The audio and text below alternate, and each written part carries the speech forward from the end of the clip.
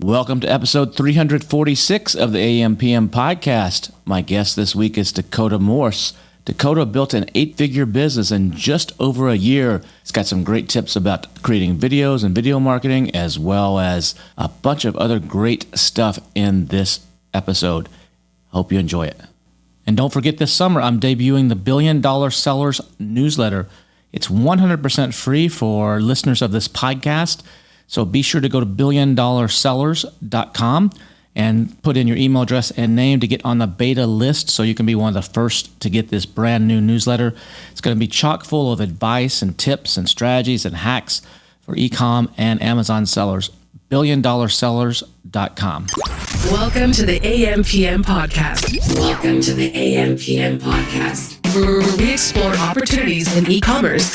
We dream big and we discover what's working right now. Plus, this is the podcast where money never sleeps, working around the clock in the AM and the PM. Are you ready for today's episode? I said, are you ready? Let's do this. Here's your host, Kevin King. Kevin King. Dakota Morse, welcome to the AM/PM podcast. I'm super stoked to have you here with us today.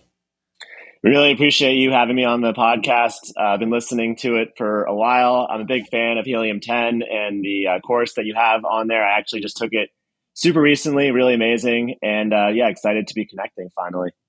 Now, wait a second. You're an experienced seller. You run like a 7 or 8 figure brand. Why are you taking a course made for beginners called Freedom Ticket that's included with any Helium 10 subscription? You're not the first one to say that, but I just want people to understand there's a lot of people that go into Helium 10 and they're like, I don't need some beginner course. I already know what I'm doing. And they don't click on that. But why should they reconsider?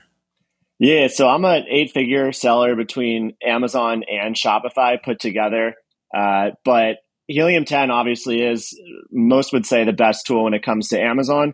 But with it being such a robust tool, they're always adding new features and functions. And when I first launched my initial product, I did it kind of the manual way. I wasn't really using a tool that helped me kind of automate the process. And now I have about 35 products under my main brand, Wallaby Goods. And the last, I'd say 15 products that I've launched have all come through Helium 10. And it largely came from the training that I got within your course. So I've had a lot more home runs recently than I've had, in my initial spat. And I could have probably saved, probably about $100,000, being completely honest, if I had been a little bit smarter about how I chose products, analyzed competition, and made sure, I was launching smart rather than just hoping I had something, which I sometimes didn't. So Freedom Ticket, what you're saying is then it's good for experienced and new sellers because it might fill in a gap that you don't know, that even if you've been successful, or give you a different way of thinking about something or approaching something. Yeah, the modules are set up super well. That's one thing that I really like, is the ability to go into modules where I feel like I was weak. So obviously, like, the first couple modules are great for new Amazon sellers, but then as you start to get into the more advanced Amazon sellers, or even looking up how you've set up your business within, the different modules about like virtual assistants or whatever, it gave me a lot of ideas about how I could, improve what I was doing, and actually has allowed me a lot more freedom in a lot of ways to travel more. And then as I looked into, I wasn't really using advertising through Helium 10 at all, or like informing our keyword strategy through Helium. That really changed kind of fundamentally, even within our agency, how we approach ads. So I think it's definitely something that everyone who's advanced and beginners obviously should check out, but advanced people obviously need to be looking at some of the more advanced tools within the modules that you kind of speak through. Now, before you were a seller, you actually worked for Amazon, right? You in corporate, right? Yeah, that's exactly right. So I worked for Amazon for 5 years. I worked in the advertising division called Amazon Advertising. It was called Amazon Media Group when I first joined. It was my first job right out of college, which was pretty crazy. And actually, at my first client meeting, I couldn't even have a drink of alcohol. I was 20 years old. So it's pretty funny. I'm sitting at a table with a CMO of a public headphone company, and he orders Louis the 13th, which is like a very expensive cognac, which is it's like a $300 or $400 glass of cognac, and I couldn't even have a sip of it. So he got to have 2 glasses, which he was happy about, and expensive back to the company. But Yeah, it was really awesome. Basically, my job at Amazon was working with rapidly growing brands and consulting them on their advertising. So everything from sponsored product ads, sponsored brand ads, and then Amazon DSP, like the display ads. So your knowledge and the connections that you made by working in Amazon for those 5 years, you were able to leverage that into starting an agency. So your agency does ads, or do you do everything for them? Do you manage the entire account and the inventory and all that stuff, or is it just a hyper focused on a certain aspect of things? Yeah, so my agency is called Alt Group, ALT Group, and basically we wanted to take an alternative approach to advertising. And when we first launched, it was right when the sponsored brand video advertising unit got released on Amazon. And for those that don't know, that's when you're typically on mobile and you type in a specific keyword like dog jacket and you scroll down and then you'll see a video playing that's about halfway down the page and it'll be like a really compelling ad. And at the time, those ads were going crazy. Everyone was trying to buy into those ads because it gets you right on the front page of search results. And that's the holy grail of Amazon. Is probably everyone who's watching this or listening to this knows is first page is where you need to be. 70% of people don't click past the first page. So the thing is that everyone wanted this video ad. And I was at Amazon and I was like, all my clients were wanting to spend money on this. And I was commissioned at the time. So I'm like, how do I sell more of these video ads? But there really was no good provider of these videos. So I kind of like had that itch of like, here's a product market fit situation where there's these companies that I had been working with at Amazon that have, thousands of products or hundreds of products, even 10 products, and the videos have a direct return on investment. So if they spend, $2,000 on a video, that video is actually going to generate them $10,000. So the video has a 5-to-1 return, and no one was able to actually give them the videos in like constant supply. And I said, okay, I'm going to leave Amazon and kind of take like a leap of faith. And I worked with one of my buddies who had basically a camera and was kind of doing a side hustle of video production. And we thought, okay, if we can get 100 videos made, at $2,000 a pop, we're basically making, more money than we're making at Amazon. And it's kind of a no-brainer. And it ended up being really successful. And we make a lot of videos now for Amazon aggregators like Perch. We work with companies like Veridesk, Sabra Hummus. So it went from us just kind of having this like pie in the sky idea related to video content. And with the success of that, the clients have now come back and said, hey, we love how quickly you guys do video for us, how efficient it is. The returns that we get from the videos and the content that you produce with A+ content, detail pages, whatever it might be. We want you to do ads, Shopify, Facebook, Google. So we just kind of tacked on responsibilities, and it's grown a lot. So what's a mistake that you see a lot of sellers make when they're creating videos for video ads, or something they should be doing that they're not doing? What's the difference maker there? Yeah, that's a great question. I would say one of the biggest things that I see consistently is, I guess, two things. One is they don't articulate benefits of products in the videos, and they don't grab the attention right away within the videos. So let me break those down a little bit more.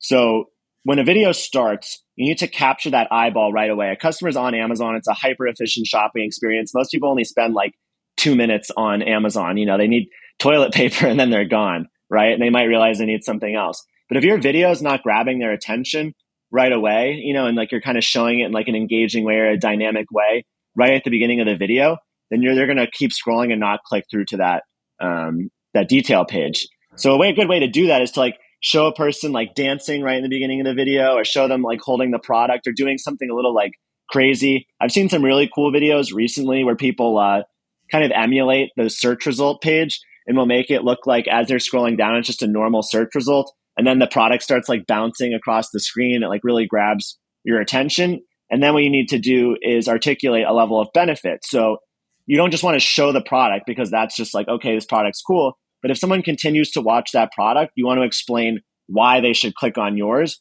versus, the other search results on that page.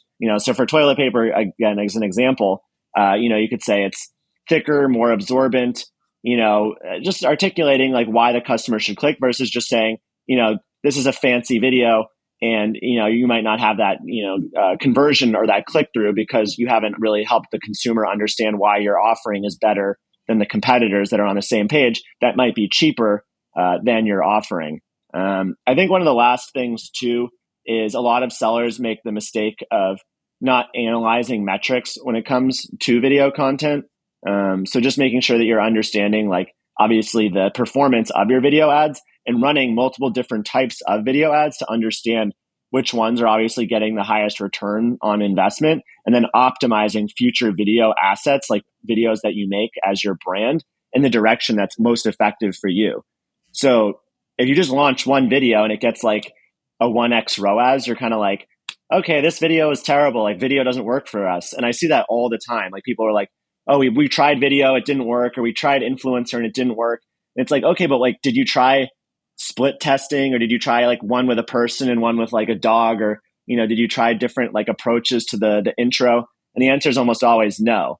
And if you run obviously the videos that have different tests, and you'll start to see, oh my God, the one with the dancing dog, or the one with the woman, or the one that even just showed the product and didn't show any people and it actually performed best. And then you start to optimize in that direction. And that leads to the greatest performance over time for any video asset, not just on Amazon. How important is, I know most people are scrolling without the sound. So a lot of people don't work. You got to make sure the message comes across without any sound.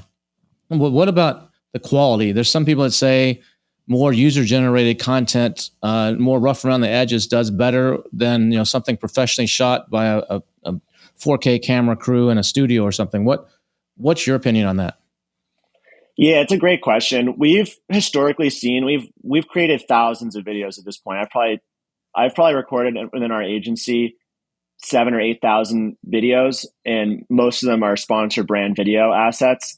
And those are for some of the biggest aggregators. Some of the names I can't disclose, but the most successful for Amazon has typically been, for us, more professional looking content that makes the brand look like very clean and modern and has models in it, or shows the product with professional lighting and text overlay.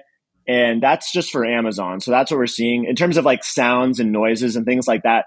Not critical, to be honest. Most people, as you said, are shopping on mobile, don't necessarily unmute while they're scrolling on Amazon, because like you might be on the bus or whatever, coming home from work, you realize, you need whatever. So we've seen the videos that are professional looking and then have that text overlay that captures the attention and shows the benefits. Text overlay is basically just like, if you show a model with toilet paper, it's like, it shows the benefits like super thick, and then it goes into the next screen, and then it just shows like a bunch of benefits while keeping engaging. And then we'll put music over that, but there's no like narration in pretty much in any of our videos. And I think that's an extra cost that's not necessary for most of the content. But if we're talking Facebook, Instagram, TikTok, Twitter ads, the UGC, the user generated content that feels more natural, is made by like an influencer, is much, much more successful than running anything that looks remotely professional. And the professional stuff is like basically totally ineffective at this point. So what's it cost to create a video like that? Is it like a package deal? It's $10,000 for 3 of them or something? Or what's at that level, what is a client typically paying? Or is it like just an ongoing contract where you do so many per month or how's that work? Yeah, it's a great question. So when I started my agency, I wanted to offer really efficient pricing. I think that's like one of the biggest hurdles that a lot of brands cross, and they don't want to get video content. Is I was at Amazon and I was like, what are you guys paying for video content, to one of the larger companies I was working with? And they were like, oh, we pay like $10,000 per video. And I was like, $10,000? Like, damn, like you guys must have blown like over $1 million with your like video agency this year. And they're like, oh, easily $1 million. Yeah, $1 million, way more than $1 million. And I was like, that's crazy. Like, because I'm obviously like, I'm still not making crazy money at Amazon, 6 figures. And I was like, okay, damn, like if I can, make more videos and they're better quality, will you guys start to like give me, some of that video production budget? And they're like, yeah, that's a no brainer, especially if your videos perform better, and I just started getting those like rumblings of people like overspending, in my opinion, for a piece of video content that was compelling. So our videos are typically about $2,000, like anywhere from like $1,850 to $2,000 per video. And the reason for that, and some people will say like, oh, that's really expensive. I could just like shoot something in my garage, which is entirely true. And if you're capable of doing that, I encourage it. But like on average, most of our videos are getting about a 6x return on ad spend. So that's like our benchmarked average that we report to our partners. And, our clients keep coming back for more and more video content because even if it's $2,000, it's essentially an asset that you implement into the Amazon ads ecosystem. And then it's just multiplying dollars for your brand at that point, as you start to get more reach. And you can also use the same video on your detail page, which in most cases is enhancing the conversion rate of the product page, if it's doing a good job of explaining the product. And most customers will say, I think there's a statistic not that long ago that about 80% of customers would rather watch a video about a product than read about the product. I pretty much never read bullet points anymore. I look at the title, I look at the images, and then I look at the video, when I buy something on Amazon. And if a brand doesn't have a piece of video content, I'm kind of okay, well, I might buy from the brand that does have video content because I can actually see the thing and how it'll fit in my space and what it looks like and how it's going to be, used in my environment. Is there a certain length that videos should be? Is there have you tested you need to make them 22 seconds or 44 seconds, or I know Amazon has an upper limit, but have you found anything to be, how long, where does people stop watching and make sure your message is in this, anything like that? Yeah, we'll typically do 2 cuts depending. So obviously Amazon has a bunch of different places that videos can go nowadays, which is another thing. I think a lot of people are not investing in video content, but then you're also seeing Amazon put video content in so many different places on their website. So obviously you have sponsored brand video. You've got the video that's in the detail page. You have videos related to this product now, which you can actually even implement your own videos there as a brand. You have the video in the premium A+ content. You have video in the brand store.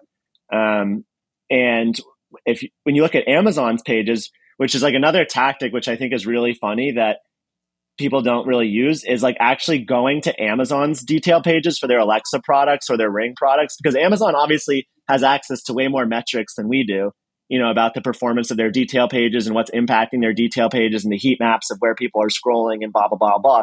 So I copy a lot of Amazon's detail pages, and how they set them up and their best practices, for the minute lengths of their videos and how they even run their own video ads with sponsored brand video. And not saying it's always best practice, but I think directionally it's helpful, to understand what they're doing. But what we've seen typically work best, and this is again similar to Amazon's best practices that they're running on their pages, is we're seeing the videos for sponsored brand video that are under 25 seconds typically work best. Just so they're super quick, super compelling. We have videos that are only 15 seconds for sponsored brand video that work super well. But I would say no matter what, keep it under 30 seconds because any longer than that, it's just too long, and you're going to lose people. A lot of content on YouTube now, they say if you don't capture the customer in the first 2 seconds, then you're losing the customer. And then for detail page videos, we're typically more in a 45-second range for those, because a lot of customers on the detail page will do the scroll bar, so you can scroll to the part of the video that articulates what you're interested in seeing. So besides doing the agency and doing all this video stuff, you also are selling, and like you said, it's 8 figures between Amazon and off Amazon. How important is it for people to actually be off Amazon? How important is this new, you're hearing this Omnichannel all the time now. The guys at Amazing, at SellerCon are talking about it. Everybody's talking about it. And people are always, when they come on Amazon, it's don't put all your eggs in one basket.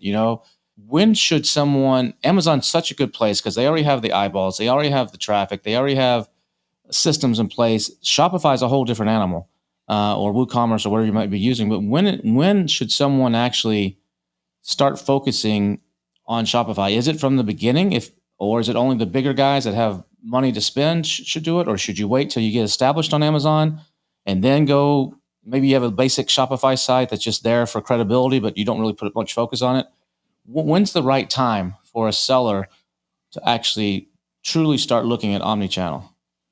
Yeah, that's a great question. And I think Omnichannel is going to become an increasingly important topic over the next even year, but it's going to become really big in the next 5 years because Amazon's obviously a great marketplace, and we do about 40% of our revenue from Amazon. So about 60% of our revenue is coming from Shopify right now. And I actually just launched my brand, Wall Be Good, on Amazon initially. So I had no true intention of really going the Shopify route initially, but I had seen brands while I was at Amazon do massive revenue through their Shopify stores. It was typically more like 25% or 20% of their total revenue, but these were brands that were doing like multi-$100 million in revenue. And I realized that a lot of the growth that had occurred for them on Amazon was actually coming from an omni-channel experience that they were offering to customers and their ability to grow a brand off of Amazon. And I know that that can sound like very like foo-foo-y and like hypothetical, but the idea is basically that you need to grow your brand off of Amazon so that when people come to Amazon, they're more familiar with the brand benefits that you offer. So it's basically like when people go, and I like to say, use this as my example, when people go to buy a pair of shoes, they're not like typing in shoes to Amazon typically, right? They're typing in like Nike, Puma, Adidas, right? And like the reason for that is like what's called like brand affinity. And if you can establish like that brand identity off of Amazon and really help people understand the benefits of the products, it's that much more likely that when they come to Amazon, they're not typing in, for me, for example, they're not typing in long-term food storage bags. They're typing in Wallaby long-term food storage bags or just Wallaby goods bags, you know, and like our branded searches are insane for our product because as we started to focus more and more attention on our Shopify store, where we also have higher margin because we're not paying marketplace fees, you know, we just started seeing like an increased level of sales that we never really expected, you know, and it went from like 5%, 10%, 15% of our revenue all the way up to, you know, now to about 60% of our revenue. And customers love buying from our site because we offer more value on our site as well through bundling and discounts and deals and couponing through our email list that you can't get on Amazon. And then we do a lot of education on social media. And then what I really like about Omnichannel compared to Amazon is with Shopify, email, all these things. When I launch a product now, it's like I can email out to 200,000 people that I have on my email list that I got for free. You know, I didn't have to like incentivize these people to join the email list, whatever. I give them 10% off in some cases, but you know, 200,000 people on the email list, 40,000 Instagram followers. You know, we have 50,000 text phone numbers that are opted into SMS through Attentive. And when I launch a new product, I can catapult new products on Amazon to, you know, top 10 almost instantly, you know, just because of the demand and the built-in audience I have there. And Amazon's not giving you access to that audience, you know, so both in parallel, you know, in the long-winded answer, I'd say is the best strategy. But I think you should start from the beginning if you're going to get going, because it's like, why not? Shopify now, especially with the buy with Prime, what's it? Shop with Prime, or what's it called? Buy with Prime. The buy with Prime, where you can actually have Amazon.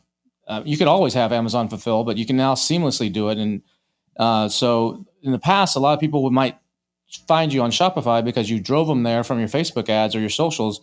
But then like, I don't know this site. I don't trust it. I don't want to enter I don't have my credit card with me.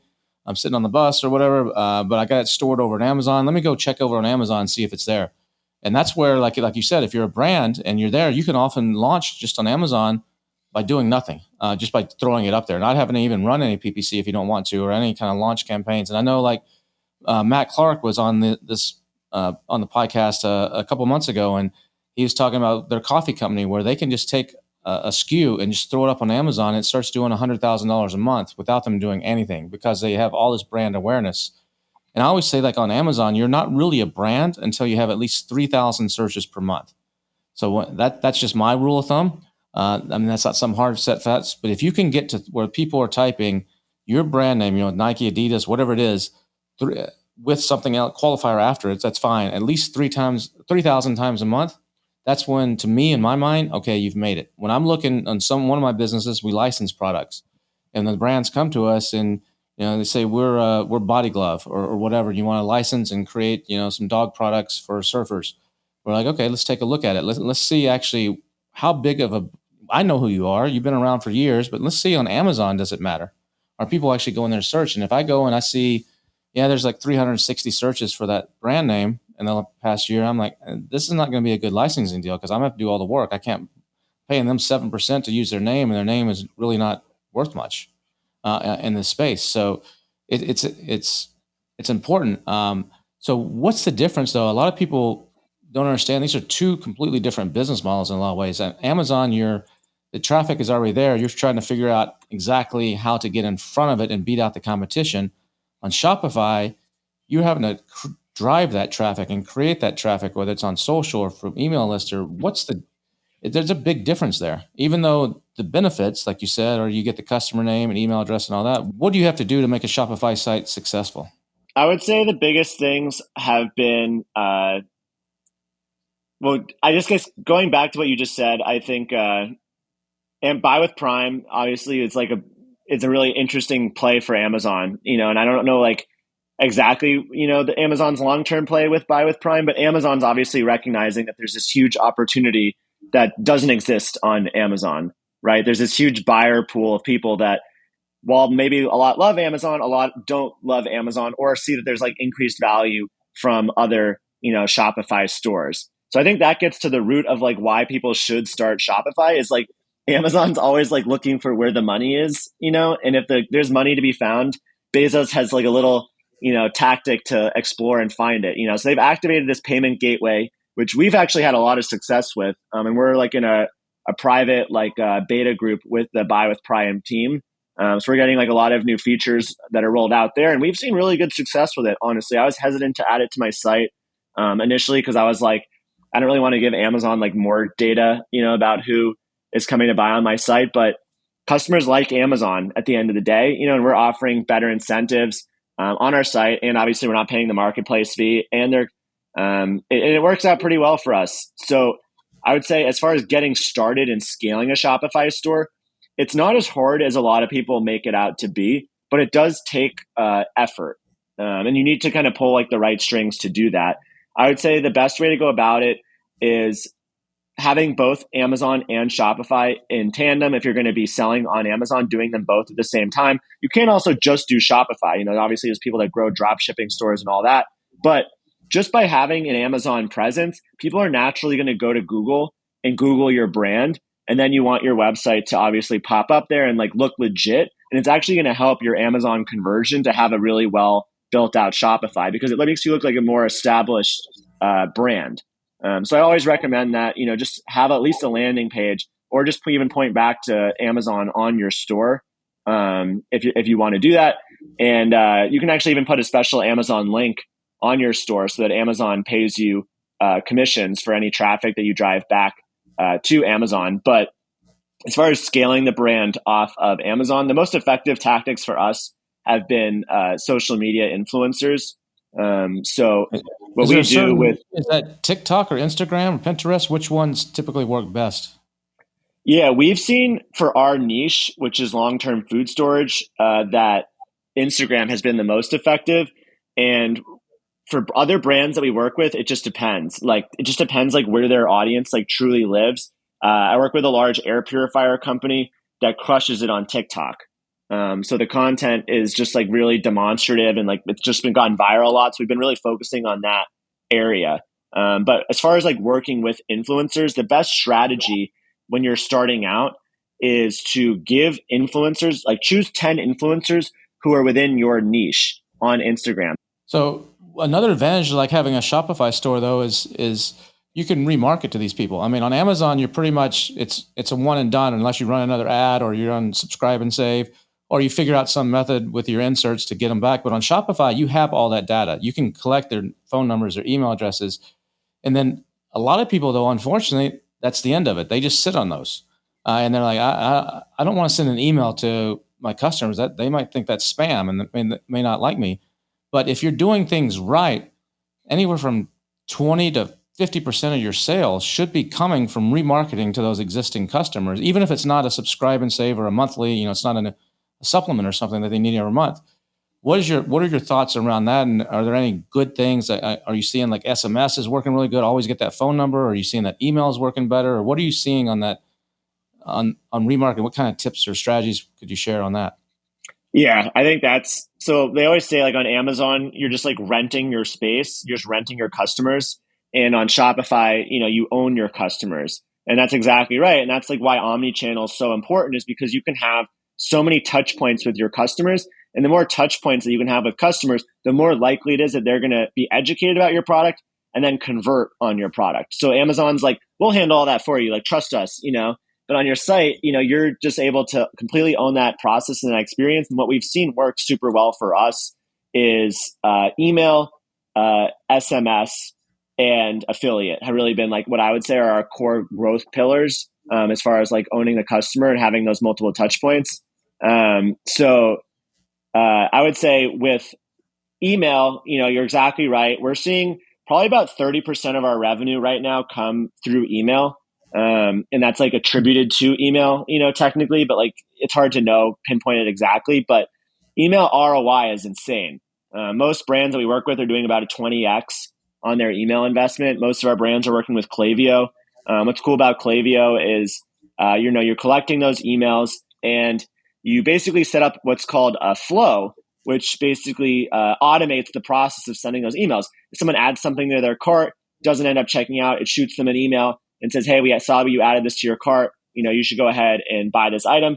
And a lot of customers do, and it's not annoying. And if it is annoying for the customer, they can opt out. So you're not being annoying as the brand. It's just part of the natural sales process that customers are used to.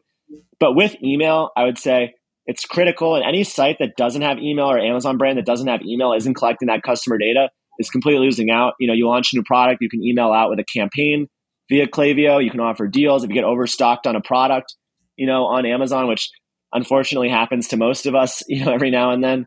You can say, okay, we're doing a flash sale on this product, 40% off, whatever it might be.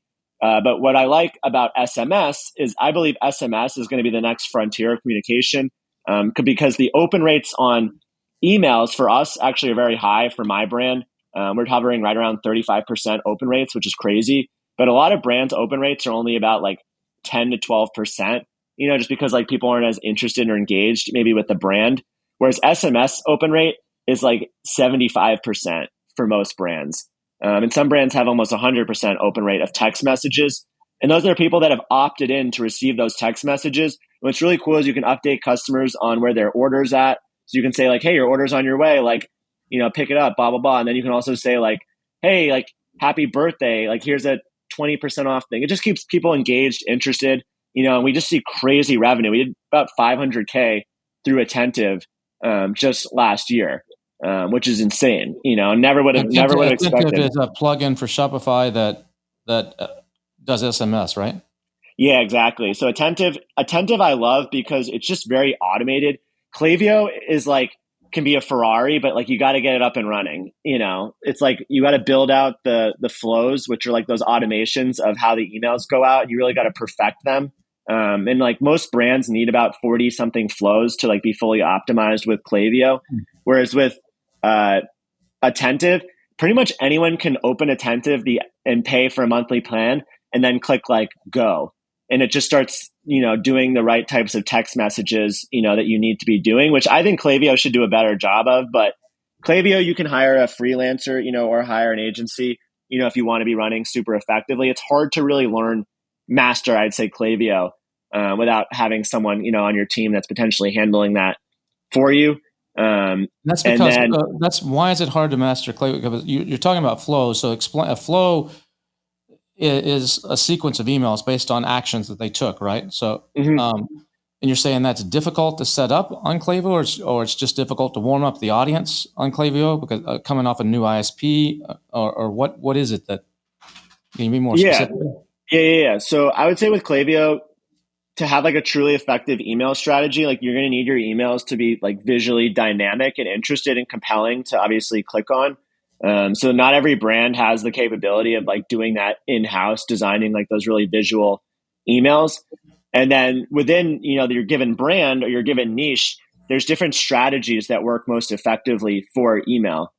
So for us, we typically see within like my brand that our customers are like hottest within the first like 3 days. So we have like really dynamic flows set up that we've optimized over time to say like, okay, customer clicks on the email or clicks on a product, doesn't purchase, they get this exact email.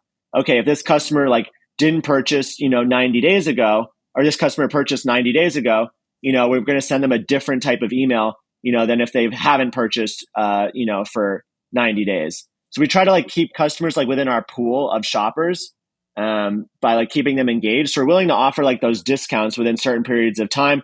And we've just perfected this, and I have email people now that are kind of like setting this up and paying attention to this like constantly. But that's like part of why our open rates are so high is because like we have people like paying like deep attention there. Whereas like attentive for the most part, like I pretty much check on that myself, and it like printed like 500K, like right off the bat. Whereas like, I think Klaviyo could be a little bit more automated. And I'm not saying at like the lower level, Klaviyo is not like set it and forget it, which I think it can be. And I think a lot of brands do it that way. But I think to turn Klaviyo into like the Ferrari that, generates like 25 to 50% of your revenue, you kind of have to like pay a little bit more attention to it to have it fully reach that potential. And you said earlier that it's important to have payment methods that people like PayPal or pay with Amazon or whatever, so they don't want to enter their credit card. What about, have you done any testing with like these buy now, pay later kind of things? That's been a hot thing. And conversion rates for a lot of people that were using them were going way up, but then there was a really high default rate on them. A lot of those companies were like upside down. What's your experience been with using that? And should you only use that for high ticket items, or does it work for a $20 food storage thing too? Yeah, we don't do like huge volume, honestly, through Affirm. So we use Affirm, which is kind of like the leader in the space. Amazon also has a partnership with Affirm, and there are people that use it, so we do want to offer it. I always say like you want your website to be at least at parity with Amazon. So like you don't want to have like less functionality on your website than Amazon offers. We've been very intentional with the offerings on the site, to have them be there, because I don't want someone to be like, oh, I'm buying on Amazon because they don't have, pay over time. So we offer that, but I would say for us, it's not crazy redemptions, but for our partners, like clients that I have that sell like higher ticket price point items, like $100, then we're seeing crazy claims, for Affirm, where people are like, like doing it pretty constantly, and like a large sum of revenue is coming from pay over time. Are you doing anything when it comes to SEO or blog posts or SEO or anything like that that you're seeing results on? Yeah, we pay a lot of attention to SEO. I'd say that's been one of our like also biggest tactics. Is SEO is a little bit different because it's like a long-term strategy. It's been like a 1 to 2 year strategy for us, and I really don't even think I think it's going to be more of a 5-year strategy. It's just not, it's one of those things that a lot of people don't do because it doesn't have that like immediate payoff like working with influencers or Facebook does. But I saw brands like I have some friends that work for like a very large soap company, and they started really heavily leaning, a D2C soap company, and they started leaning in very heavily to SEO, and it like blew them up like really crazily. Like when you type in best soap for men, like they come up right away. And I was like, damn, like I should be coming up right away for, long-term food storage bags, or like my brands should be coming up for these keywords, which are not. And I'm like, why are my brands not coming up for the right keywords? Because like I always click on the first thing on Google that's not an ad typically. And I think most people shop that way because it's like we're now like trained to not click on the Google ads, because they're like seen as spam in some cases, so you have to build, your authority obviously to like start ranking for those, and you have to get indexed within Google. And I started really diving in, I'd say about a year ago, into Google Search Console, and we built out an internal SEO team that focuses pretty aggressively on SEO because it is such a crazy tactic. So if you look up like best Mylar bags now, which is a pretty heavily searched keyword, you'll see Wallaby Goods, and typically either like the number 1 or number 2 position, because the other brand's also fighting for SEO. But the idea is that by getting that position, you're writing essentially blog articles and indexing, all the like content on your site correctly in order to have Google be able to scrape that content and offer it to its searchers, anyone that's doing a search on Google, so that they find the right content and then get to your website and then don't go to another website. And just to like, for anyone that's like, I didn't really understand that premise, but Google basically awards web authority by you being like the last place that someone went for like a given search. So if someone types in best Mylar bags, they get to our site and they just stay on our site and they're like done with their searches. Google is saying like, we did our job. We helped connect, people to the right place they were looking. We helped connect the information to the person, and that's Google's like accomplishment. So if you can be that source of information for, common searches like on your blog, for us, like a blog post might be like 10 critical foods for long-term preparedness, or like the best foods to bring for like a 10-day hiking trip. That's like a very common search. So we can have that blog article and then tie it in with, the offerings that we have. We start to index higher and higher and higher for that search and the relevant keywords within that article. And that's really, I don't know the exact revenue tied to it, but obviously getting to, an 8-figure business, in a year, I think I attribute a lot of it to that SEO strategy. If anyone out there has a better mechanism for tracking revenue, tied to that, I'd be interested in that as well. Yeah, there's a good site called answerthepublic.com where you can actually get a lot of these questions that people are asking. And another thing on the SEO that you can do is if you can find things that people are typing, like what's the best Mylar storage bag.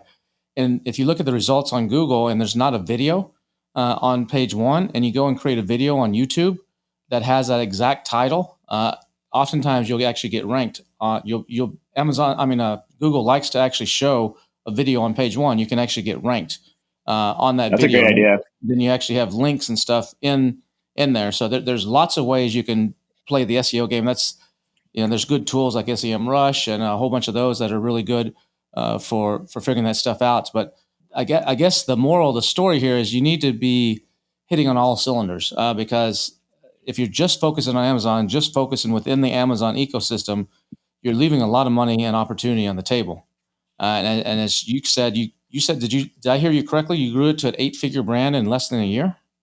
Yeah, just over a year. So about a year and like 2 months is. And you did this with you did this self-funded, right? You didn't have any outside money or anything? Yep, correct. So I worked at Amazon for 5 years. So I had some savings from that. And then we put in initially when we started the business about $50,000 into Wallaby Goods. And then, we've bootstrapped it since then. I don't know if we have technically taken out lines of credit from Amazon. So we've used, I forget the exact, I think it's like Amazon Lending we've used. Yeah. It's like a program where you take a loan out from Goldman Sachs. They like a partnership, and it's like the Marcus lending program, and they'll extend you lines of credit based on like your sales. So we've had a lot of success with that program with Amazon Lending, and the terms have been awesome. Comparatively, we've looked at other providers in the market for getting funds. I don't love the payment schedules of some of the partners that are out there right now. So by just taking out that money, being smart, launching, better products, that are making us money, getting more intelligent, using tools like Helium 10, to inform our decisions, and then, just doubling down. And now we're launching 3 more brands this year, which we're really excited about. So we're continuing to scale that, and we're continuing to scale our partner brands. We apply basically all the best practices to our partners as well. So I think that's what really helps us as an agency is like we're really in the trenches. We have our own brand. We're launching more brands, and we're able to really just be in the weeds. Whereas a lot of agencies I've found, and I think you would agree, like they don't really necessarily they talk the talk, but they don't walk the walk. They don't know what it's like to spend their own money and make the mistakes. So we're actually doing that in real time, and I have teams managing that. I'm more focused on the agency side. It's been something that I think has benefited our partners greatly. How is AI affecting what you're doing on your businesses, or is it yet? It's made writing the blog posts a lot faster. But yeah, I mean we've been using ChatGPT a lot. I know it's like a hot topic right now, and I was actually pretty hesitant to get into ChatGPT, and I hate to admit that I'm old, even though I'm 27. But the some of my younger teammates really heavily lean into ChatGPT, and we use it now to inform content direction for Instagram Reels. So it'll help us come up with really creative ideas for Reels on Instagram, which is tough because we're publishing 4 to 5 Reels a week now, if possible. Sometimes it's tight with the deadlines. For blog articles, we're obviously able to pump out blog articles pretty quickly. But the blog articles need to be good content. You can't just copy and paste an article from ChatGPT. You do need to edit the article, make sure it's good. But directionally, I think it's very helpful. And then I haven't yet seen a really good way to apply it to discovering products, but I thought that'd be kind of a cool way. to go about it, or like looking for different niches. And then we write like the Instagram, like what is it called? Like the descriptions of the videos with ChatGPT now. So like we used to spend a lot of time like writing like what we would call like SEO packed Instagram descriptions. Because Instagram, similarly to Amazon, uses the keywords within the description of the videos to try to like figure out who to show the videos to. So we use ChatGPT to like write, SEO embedded descriptions for Instagram. Do you have any other ways that people are using it though right now? Yeah, they're using it to analyze reviews, using it for PPC, using it to look at opportunities. We've had several guests on the AMPM podcast talk about it. A couple months ago, I went to a big AI conference in Vegas where they're showing all kinds of really cool stuff to use it across the board. It's going to revolutionize a lot of stuff. And what's really cool, like you're talking about all the video stuff, is the next version. I don't know if it's going to be 4.5 or 5. It's supposed to come out in December. That could change, but in December of this year, it's going to have video in it. So where you can it will analyze videos deeply, and to tell you this video has 3 people in it and a dog or whatever, and will also create videos just like you're creating now with Midjourney or Dolly or some of those where you can create images. It's going to be able to create videos on the fly, and that's going to be, I think that's going to be the next level of things that's going to influence a lot of stuff. So yeah, the AI stuff is something, even at the $1 billion seller summit that's happening next week in Puerto Rico, a couple people are actually talking about it because it's, like you said, it's the hot thing right now. And I think we're just barely touching the surface. A lot of software tools have been integrating some of it to help you write titles or bullet points or whatever, but there's so much you can do way, way, way beyond that. I know someone at Parsimony, they have an SOP box, and it's actually, you can go into this and say, write me an SOP on how to do brand analytics on Amazon, for example, and it will create the entire SOP. So you don't have to have a human that's like clicking and following. It will go out there with its database of stuff. I don't know how it does it. It will create the entire SOP.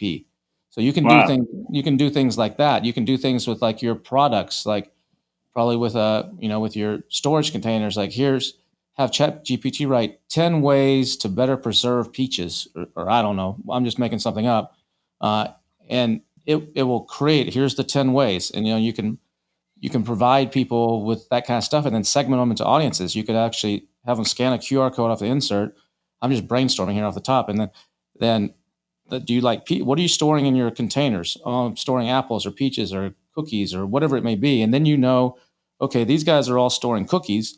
Let's create a target. 80% of the people say they're storing cookies. Let's change some of our marketing to actually have a cookie long-term storage container instead of just long-term storage container and cookies is just listed. Make it hyper-focused on cookies. So people are like looking at 100 different storage containers. Which one's for me? I'm going to store cookies. Oh, this one's for cookies specifically. And then have the benefits. You can do so much. There's so much opportunity. I'm keeping my ear to what's coming out, and I'm hoping that like someone really leans in on the Amazon side with a best practice, document there when it's like a little bit further along. Awesome. Well, Dakota, we've been talking for a while here, and I know we could probably keep talking and geeking out on cool stuff but I want to say thanks again for coming on. If people wanted to reach out to you, find out more about what you do or your agency or anything, what's the best way to go about doing that? Yeah, my email is Dakota, DAKOTA @altgroup.com, ALTgroup.com. And I'm launching my YouTube channel. So just be my name, Dakota Morse. You can Google me, and I'm on LinkedIn. So look forward to connecting with the community. Appreciate everything you've done for the Amazon and e-commerce community as well. I've learned a ton from you via your content with Helium 10. So really excited, appreciate everything. And, hope we can connect again soon. Awesome. Thanks, Dakota. Thank you. A lot of great information in this episode with Dakota. Hope you enjoyed that, and we're taking notes and got some good stuff that you can implement from that. Don't forget the past episodes of the AMPM podcast are also available. If you missed something, you can check your feed where you're listening to this now, or you can go to ampmpodcast.com. And always remember to subscribe to this podcast so you don't miss a single episode. We'll be back again next week with another awesome guest. But before we go, I've got some words of wisdom for you. In order for your business to survive and to actually thrive and to be able to scale it, You got to accomplish at least one of these two tasks. That's either develop an advantage or add value above the value added by your competitors. You either have to have an advantage that you develop, or you have to add value above the value of your competitors.